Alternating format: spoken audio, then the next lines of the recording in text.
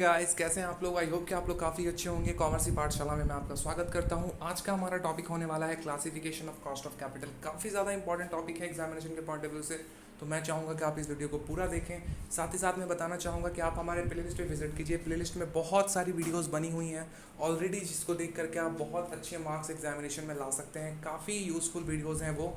आपको कुछ नहीं करना, हमारे चैनल के नाम के ऊपर क्लिक करना है, होम वीडियोज़ प्लेलिस्ट, तीसरे ऑप्शन पे आपको क्लिक करना है। वहाँ पे प्लेलिस्ट आपको मिल जाएगा IPO 1 से लेकर के IPO 6 तक का और MCO 1 से लेकर के MCO 7 तक का सारे वीडियोस वहाँ पे अवेलेबल हैं। आप सारे वीडियोस को देख करके बहुत ही आसानी से एग्जाम्स में मार्क्स जो है बहुत ही अच्छे ला सकते हैं। आज हम बात करने वाले हैं classification of cost of capital की, जो कि एक बहुत ही इंपॉर्टेंट टॉपिक है MCO 7 का। इसके बारे में हम डिस्कस करेंगे, तो बिना समय बर्बाद किए लेक्चर स्टार्ट करते हैं। उसके पहले कहना चाहूँगा कि अगर आप हमारे चैनल पर नए हैं तो प्लीज़ हमारे चैनल को सब्सक्राइब कर लीजिए। मुझे ये देखने में मिलता है कि तकरीबन 50 to 60% सब्सक्राइबर्स ऐसे हैं जो कि हमारे वीडियोस को देखते तो हैं, बट उन लोगों ने अभी तक सब्सक्राइब नहीं करा हुआ है। तो प्लीज़ यार सब्सक्राइब कर लो, बेल आइकन दबा दो, नोटिफिकेशन तुमको मिल जाएगी। देख के अच्छे तरीके से स्टडी कर लो, पसंद आए तो लाइक कर दो, शेयर कर दो अपने दोस्तों के साथ, है ना। क्योंकि शेयर करना बहुत इंपॉर्टेंट है यार, मेरे लिए भी और आपके लिए भी। शेयर करोगे तभी उन तक भी वो जानकारी पहुंच पाएगी और उनका भी एग्जाम बेहतर हो पाएगा। And as you all know कि sharing is caring, right. So it is very important to share the videos, right. तो बिना समय बर्बाद के अब लेक्चर स्टार्ट करते हैं, right. So we are going to talk about the classification of cost of capital. तो कॉस्ट ऑफ कैपिटल का इंपॉर्टेंस मैंने आपको प्रीवियस वीडियो में मैंने आपको बताया था। अब हम बात कर लेते हैं क्लासिफिकेशन के बारे में कि कॉस्ट ऑफ कैपिटल को हम कितने तरीकों में बांट सकते हैं, राइट। तो आइए स्टार्ट करते हैं। So there is no fixed base of classification of cost of capital. It varies according to the need, process and purposes. It may be classified as follows. देखो, तो कोई फिक्स्ड बेस नहीं है कि कॉस्ट ऑफ कैपिटल को आप किस तरीके से क्लासीफाई करोगे, but on the basis of their need, their process and purpose, उसको हम कुछ भागों में बांट सकते हैं और उन्हीं भागों के बारे में हम एक एक करके बात करेंगे। सबसे पहला पॉइंट है explicit cost and implicit cost. So explicit cost is the discount rate that equates the present value of the funds received by firm net of underwriting cost which is present value of expected cash outflows। देखो, cash outflows के बारे में आपको पता है कि आपके जो बिजनेस है वहाँ से कैश का जो आउटफ्लो हो रहा है, पैसे जो आपके पास से कितने निकल रहे हैं, उसमें एक्सप्लिसिट कॉस्ट एक बहुत ही इंपॉर्टेंट टर्म है। एक्सप्लिसिट कॉस्ट ये एक डिस्काउंट रेट होता है जो कि इक्वेट करता है आपके प्रेजेंट वैल्यू ऑफ फंड्स को जो कि आप रिसीव कर रहे हो bye the firm net of under writing cost. जो आप उसका अंडर राइटिंग कॉस्ट है उसके साथ मिक्स करके जो भी आपका प्रेजेंट वैल्यू ऑफ फंड्स होगा जो आप रिसीव कर रहे हो फर्म से, उसको आप इक्वेट करने की कोशिश करते हो with the present value of expected cash outflows.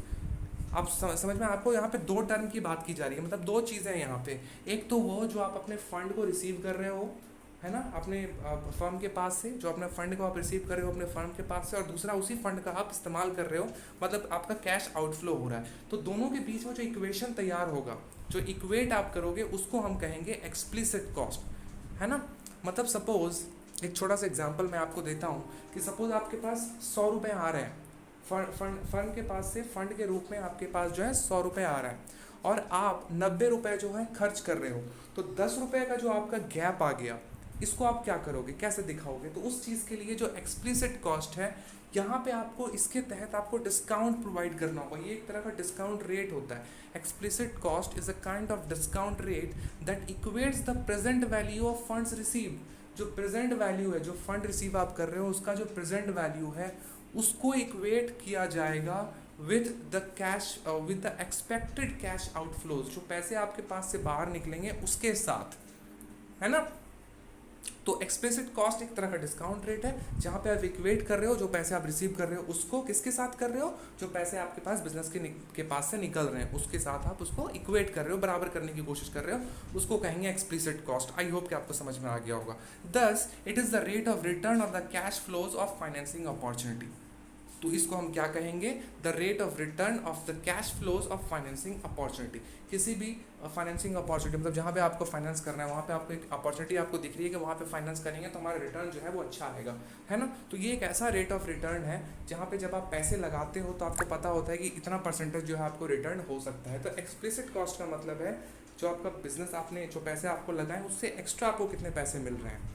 Discount करने का मतलब क्या है, 90 रुपये अगर आपका खर्च हो रहा है, 100 रुपये आपको मिले हैं, तो वो 10 रुपये जो आपके बच रहे हैं वही तो आपका एक तरीके से इनकम हो गया ना।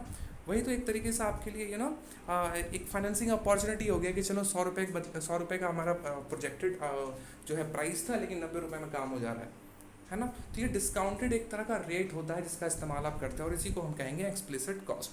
On the other hand the implicit cost is the rate of return associated with the best investment opportunity for the firm and its shareholders that will be foregone if the project presently under consideration by the firm were accepted. इसकी meaning को समझो। On the other hand अगर दूसरी तरफ की बात करें तो इम्प्लिसिट कॉस्ट एक रेट ऑफ रिटर्न होता है, ये भी एक तरह का रेट ऑफ रिटर्न होता है जो कि एसोसिएटेड होता है बेस्ट इन्वेस्टमेंट अपॉर्चुनिटी के पास। देखो किसी भी ऑर्गेनाइजेशन के पास बहुत सारी इन्वेस्टमेंट वाली बातें आती हैं कि चलो यहाँ पे इन्वेस्ट कर देते हैं, वहाँ पे इन्वेस्ट कर देते हैं, तो कहीं ना कहीं आपको इन्वेस्ट करना होता है ना। तो जो बेस्ट आपके लिए ऑप्शन होता है, सपोज किसी एक जगह पे आपने इन्वेस्ट किया तो वहाँ पे जो आपका रेट ऑफ रिटर्न है वो 6% है, दूसरे जगह पे आपने इन्वेस्ट किया तो वहाँ पे रेट ऑफ रिटर्न आपका 8% है, तो दोनों में डिफरेंस कितने का हुआ? 2% का, है ना। तो इम्प्लिसिट कॉस्ट का मतलब होता है कि यही 2% जो आपको डिफरेंस नज़र आ रहा है, जो बेस्ट पॉसिबल आपके पास इन्वेस्टमेंट अपॉर्चुनिटी है किसी भी फर्म के पास, है ना, वो आपका जो है इम्प्लिसिट कॉस्ट कहलाएगा। वो 2% ही आपका इम्प्लिसिट कॉस्ट कहलाएगा, क्योंकि वहाँ पे 2% का आपका जो है फ़ायदा हो जा रहा है अगर आप उस प्रोजेक्ट को एक्सेप्ट कर लेते हो। देखो यहाँ पे लिखा हुआ है if the project presently under consideration by the firm were accepted, right. In other words explicit cost relating to the raising of funds and implicit cost relating to usage of funds, है ना। अगर दूसरे भाषा में समझने की कोशिश करें तो एक्सप्लिसिट कॉस्ट का जो है वो रिलेट करता है फंड्स को कैसे रेज करना है उसके ऊपर, और दूसरा आप फंड्स का कैसे इस्तेमाल करोगे इम्प्लिसिट कॉस्ट उससे रिलेट करता है, राइट। तो आई होप कि आपको समझ में आ गया होगा एक्सप्लिसिट और इम्प्लिसिट। आगे चलते हैं average cost and marginal cost. The average cost is weighted average of the cost of each components of funds, है ना। तो फंड्स के बहुत सारे भाई कंपोनेंट्स होते हैं, तो उसका जो भी वेटेड एवरेज होगा वही हमारा एवरेज कॉस्ट कहलाएगा। जैसे कि एक फंड है, सपोज उसके बहुत सारे कंपोनेंट हैं, 4-5 कंपोनेंट हैं, सबकी वैल्यू अलग अलग है, तो आप सबको ऐड करोगे और 5 से डिवाइड कर दोगे, तो जो आपका एवरेज वैल्यू निकल करके आएगा, जो एवरेज कॉस्ट निकल करके आएगा, उसी को हम एवरेज कॉस्ट बोलेंगे, है ना।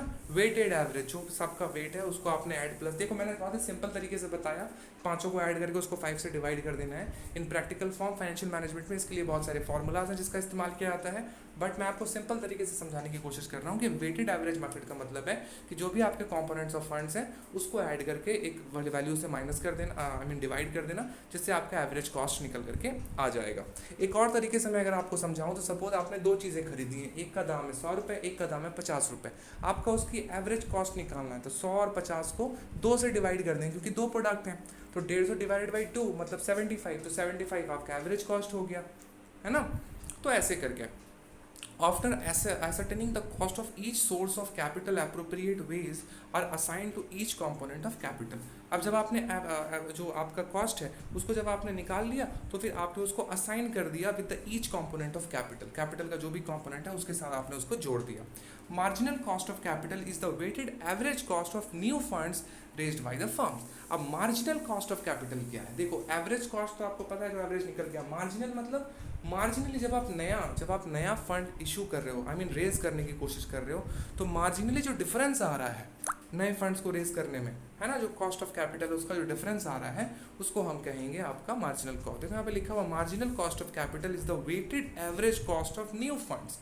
Average cost, weighted average cost of new fund, जो नए फंड्स हैं उसका जो वेटेड एवरेज कॉस्ट होगा, है ना, उसी को हम कहेंगे marginal cost of capital. As simple as that. आगे चलते हैं, future cost and historical cost. In financial decision making the relevant cost are future cost, है ना। जो रिलेवेंट कॉस्ट है, जो आपका रिलेवेंट है, सपोज 100 रुपये आपके खर्चे हो रहे हैं तो वो आपके लिए रिलेवेंट हो गया।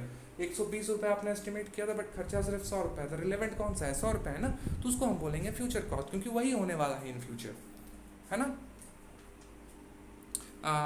In financial decision, the relevant cost are future cost. Future cost, that is expected cost of funds to finance the project, is ascertained with the help of historical cost. अब ये जो future cost है इसको कैसे निकाला जाता है कि historical cost को ascertain करके निकाला जाता है। फॉर एग्जाम्पल मैं आपको अगर बताऊँ तो 2019 में सपोज आपको किसी चीज़ को बनाने में 100 रुपये खर्च हुए, 2020 में आपको 120 रुपये खर्च हुए, और 2021 में आपको जो है 20 रुपये फिर से खर्च हुए, तो आपको पता चल रहा है कि हर साल जो है 20% की आपकी बढ़ोतरी हो रही है। 20 रुपये जो आपको एक्स्ट्रा हर साल खर्च हो रहे हैं, तो आप ये एक्सपेक्ट कर सकते हो कि इन फ्यूचर जाकर के 2022 में भी आपके 20 रुपये ही खर्च होंगे, है ना। तो इसी का मतलब इसी को हिस्टोरिकल कॉस्ट कहते हैं। हिस्टोरिकल कॉस्ट का इस्तेमाल करके आप फ्यूचर कॉस्ट को निकालने की कोशिश करते हो और वो आपके लिए रिलेवेंट होता है, ठीक है। तो आई होप आपको फ्यूचर कॉस्ट और हिस्टोरिकल कॉस्ट समझ में आ गया होगा।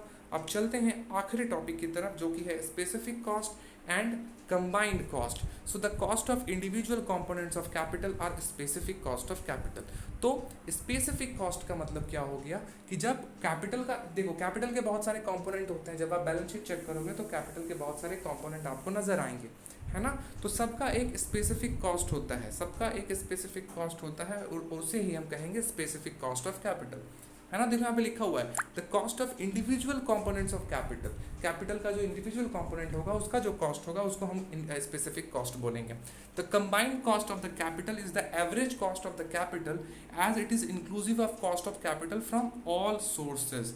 कंबाइंड कॉस्ट ऑफ कैपिटल को हम कंबाइंड कॉस्ट ऑफ कैपिटल इसलिए बोलेंगे क्योंकि यहाँ पे एवरेज निकाली जाती है कॉस्ट ऑफ कैपिटल की, जिसमें कैपिटल के जितने भी सारे सोर्सेज हैं सबको मिला करके उसका जो है एवरेज निकाला जाता है, जिसके कारण से इसे कंबाइंड कॉस्ट कहा जा रहा है। अगर कोई एक स्पेसिफिक कॉस्ट है किसी एक चीज़ से रिलेटेड है तो फिर तो वो अलग हो गया, पर जब आप इसको मिला करके कैपिटल के जितने भी सारे, देखो यहाँ पे दो तरह के मैंने बात की कि कैपिटल का बहुत सारे कंपोनेंट है, सबका अपना अपना कॉस्ट ऑफ कैपिटल है, तो वो हो गया स्पेसिफिक। लेकिन जितने भी सारे कंपोनेंट हैं सबको अगर आप मर्ज करके सबका एवरेज आप निकालोगे तो उसको हम कहेंगे combined cost, combined cost of capital, as simple as that, है ना।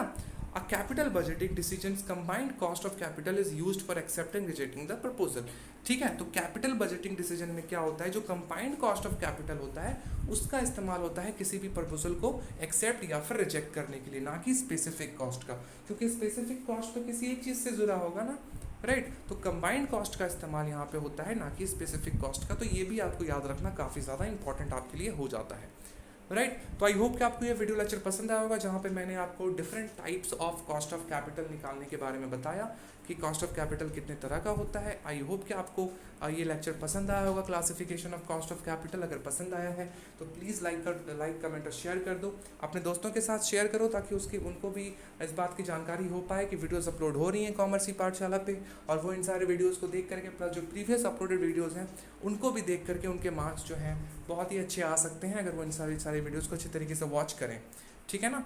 तो आई होप कि आपको ये वीडियो पसंद आया है और मिलते हैं अगले वीडियो में। अपना ख्याल रखिए, टाटा, थैंक यू।